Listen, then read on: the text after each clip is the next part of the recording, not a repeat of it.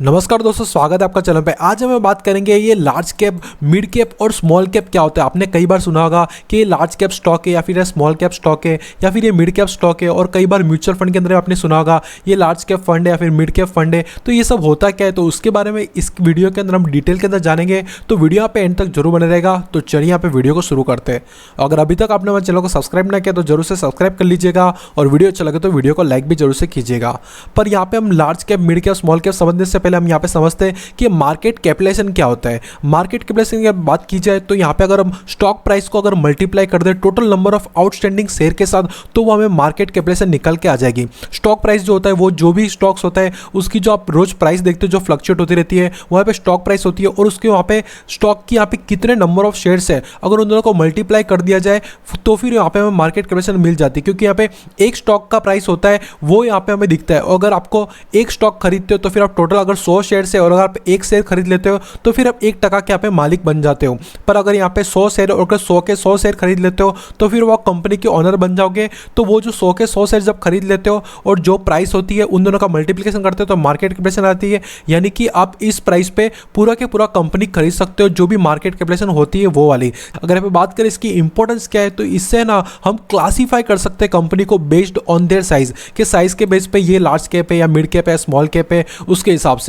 और यहाँ पे सेबी भी इससे स्टॉक को यहाँ पे कैटेगराइज कर देती है इन्वेस्टर के लिए, और इसका यहाँ पे रिस्क पे, रिटर्न पे और इन्वेस्टमेंट की स्ट्रेटेजी पे भी काफी बड़ा इंपैक्ट हमें देखने मिलता है। तो चलो हम यहाँ पे देख लेते हैं लार्ज कैप के बारे में। अगर यहाँ पे बात करें लार्ज कैप स्टॉक्स की, तो लार्ज कैप स्टॉक्स क्या होता है, तो जो भी हम मार्केट कैपिटलाइजेशन हमने यहाँ पे देखा कि यहाँ पे कितने करोड़ की कंपनी उससे हमें पता चलता है। तो अगर यहाँ पे टॉप 100 कंपनी ले ली जाए इंडिया की, तो वो हम यहाँ पे लार्ज कैप स्टॉक्स उसको हम कंसिडर करेंगे। तो टॉप जो 1 से लेके 100 तक की कंपनी है बाय मार्केट कैपिटलाइजेशन, वो यहाँ पे लार्ज कैप के अंदर आती है। और लार्ज कैप जो कंपनीज होती है वो बड़ी साइज की होती है, वेल एस्टैब्लिश कंपनी होती है मार्केट के अंदर, और एक स्टेबल, रिलायबल, लोअर रिस्क होती है, क्योंकि वहाँ पे काफी टाइम से वो मार्केट के अंदर होती है और काफी बड़ी साइज की हमें कंपनी देखने मिलती है। पर वहाँ पे जो रिटर्न होते हैं वो काफी मॉडरेट हमें देखने मिलते हैं। एग्जाम्पल समझ सकते हैं निफ्टी 50 के स्टॉक्स, और भी जो स्टॉक्स 100 स्टॉक्स पकड़ ले तो वो हमें यहाँ पे लार्ज कैप स्टॉक्स के अंदर कंसिडर किए जा सकते हैं। अगर यहाँ पे बात करें की फीचर की, तो यहाँ पे वॉलेटिलिटी काफी कम होती है, उसके फंडामेंटल थोड़े स्ट्रांग होते हैं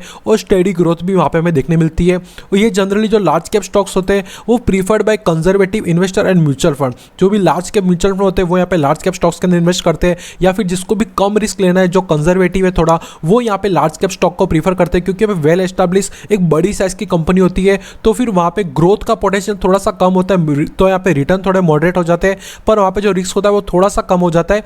पर ये भी बात का ध्यान रखिएगा, जब भी मार्केट गिरता है तो सारे स्टॉक्स गिरते हैं। हमने देखा था कई बार जब भी क्रैश होता है तो बड़े बड़े स्टॉक्स भी हमें गिरते हुए देखने मिलते हैं, पर वहाँ पे कंपेरेटिवली यहाँ पे मिड कैप, स्मॉल कैप के मुकाबले हमें थोड़ा यहाँ पे कम गिरते हुए देखने मिल सकते हैं। इसके अलावा बात की जाए यहाँ पे मिड कैप कैटेगरी के बारे में, तो मिड कैप जो स्टॉक्स होते हैं वो यहाँ पे 101 से लेके 250 कंपनी जो है बाय मार्केट कैपिटलाइजेशन, उसको हम यहाँ पे मिड कैप स्टॉक कंसिडर करेंगे। यानी जो लार्ज कैप यहाँ पे 1 से लेके 100 तक, और अगर 101 से 250 कंपनी अगर जाए मार्केट कैपिटलाइजेशन के वाइज, तो वो यहाँ पे मिड कैप स्टॉक्स कंसिडर किए जाएंगे। ये कंपनी होती है वो ग्रोथ फेज के अंदर होती है, और वहाँ पे थोड़ा हाई पोटेंशियल होता है लार्ज कैप के मुकाबले ग्रो होने के लिए, पर यहाँ पे थोड़ा सा हायर रिस्क होता है, और पर रिटर्न भी यहाँ पे थोड़े हायर हमें देखने मिलते हैं in comparison to large cap stock. अगर यहाँ पे बात करें इसके की फीचर की, तो यहाँ पे good balance between risk and reward, क्योंकि यहाँ पे हाई रिस्क भी नहीं है क्योंकि यहाँ पे स्मॉल कैप नहीं है, और एकदम कम रिस्क भी नहीं है क्योंकि यहाँ पे लार्ज कैप भी नहीं है। तो मिड कैप स्टॉक्स में कई लोग हमें इन्वेस्ट करते हुए देखने मिलते हैं, क्योंकि यहाँ पे थोड़ा गुड बैलेंस इन्वेस्टमेंट हो सकता है।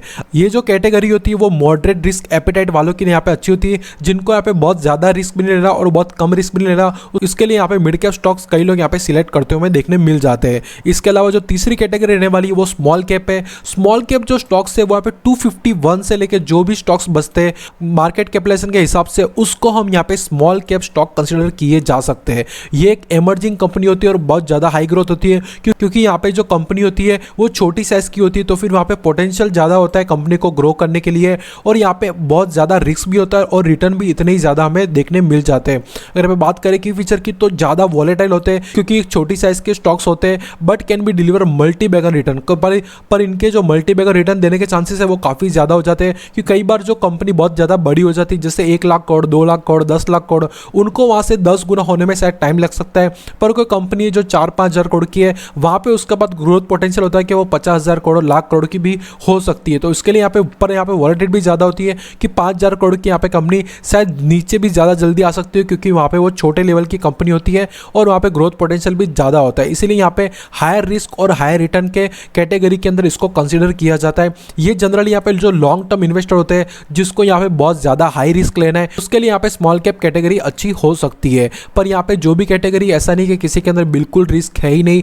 कि लार्ज कैप यानी बिल्कुल ही सेफ या स्मॉल कैप नहीं बिल्कुल ही ज़्यादा हाई रिस्क, ऐसा नहीं होता। कई बार यहाँ पे स्टॉक के फंडामेंटल के ऊपर भी डिपेंड करता है, मैनेजमेंट के ऊपर भी डिपेंड करता है, तो बहुत सारे फैक्टर यहाँ पे डिपेंड करते हैं। तो ऐसा नहीं कि यहाँ पे small cap, large cap, mid cap यानी ये वाला सेफ है या ये वाला यहाँ पे हाई रिस्क है। और जो म्यूचुअल फंड होते हैं वो भी यहाँ पे small cap, mid cap, large cap type के हमें म्यूचुअल फंड भी देखने मिल जाते हैं जो पर्टिकुलर स्मॉल कैप में इन्वेस्ट करते हैं। वैसे यहाँ पे म्यूचुअल फंड भी है, लार्ज कैप वाले म्यूचुअल फंड भी है और मिड कैप वाले म्यूचुअल फंड भी है। अगर आपको म्यूचुअल फंड के बारे में जानना तो मैं कमेंट बॉक्स में बताइएगा, उसके ऊपर हम पूरी की पूरी एक सीरीज ला देंगे जहाँ पे हम म्यूचुअल फंड के रिलेटेड सारी जानकारी आपको वहाँ पे प्रोवाइड कर देंगे। अगर यहाँ पे बात करें यहाँ पे इनके साइज कितनी हो सकती है, तो यहाँ पे मैंने एक डेटा आपके निकाल के दिया है। अगर यहाँ पे जो डेटा है वो 13 फरवरी 2025 के हिसाब से, आज के दिन के हिसाब से है।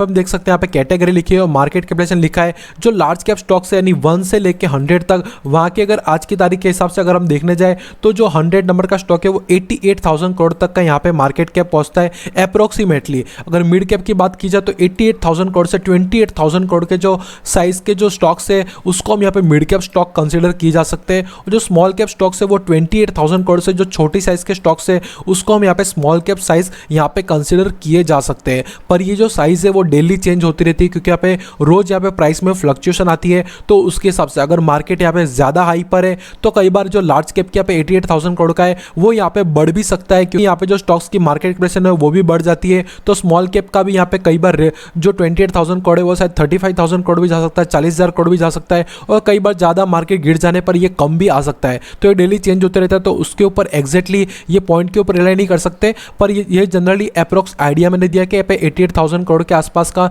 से ऊपर के यहाँ पे लार्ज कैप 88,000 से 28,000 करोड़ मिड कैप और 28,000 करोड़ से छोटे यहाँ पे स्मॉल कैप में कंसिडर किए जा रहे हैं आज की तारीख में एज ऑफ 13/2/2025। तो आशा करते हैं आपको वीडियो से कुछ जानने मिला होगा। आपको अगर वीडियो अच्छा लगा तो वीडियो को लाइक जरूर से कीजिएगा, चैनल को सब्सक्राइब कीजिएगा। मिलते किसी और वीडियो में, तब तक के लिए थैंक यू।